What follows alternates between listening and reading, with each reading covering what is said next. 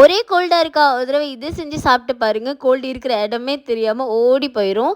Easy pepper chicken gravy. ஒரு கடாயில வந்து நல்லெண்ணெய் ஊத்திக்கிறோம். அதுக்கப்புறம் பட்டை, கிராம்பு, சோம்பு, கல்பாசி இதெல்லாம் போட்டுட்டு கருவேப்பிலையும் போட்டு பொரிஞ்சதுக்கப்புறம் சின்ன வெங்காயம், இஞ்சி பூண்டு பேஸ்ட் இதெல்லாமே நல்லா அரைச்சு வச்சிருக்கேன். அத ஆட் பண்ணிட்டு பச்சை வாசம்லாம் போனதுக்கப்புறம் தக்காளி 2 போல அரைச்சு ஆட் பண்ணிட்டு அதுவுமே நல்லா வதங்குனதுக்கு 1/2 கேஜி போல சிக்கனும் சேர்த்துட்டு அதுவுமே நல்லா வதங்குனதுக்கப்புறம் கல்லுப்பு, மஞ்சப்பொடி, மிளகாய் பொடி இதெல்லாம் போட்டு நல்லா வதக்கி எடுக்கணும். அதுக்கப்புறம் நான் வந்து தேங்காய், சோம்பு, சின்ன வெங்காயம் போட்டு நான் அரைச்சி வச்சுருக்கேன்.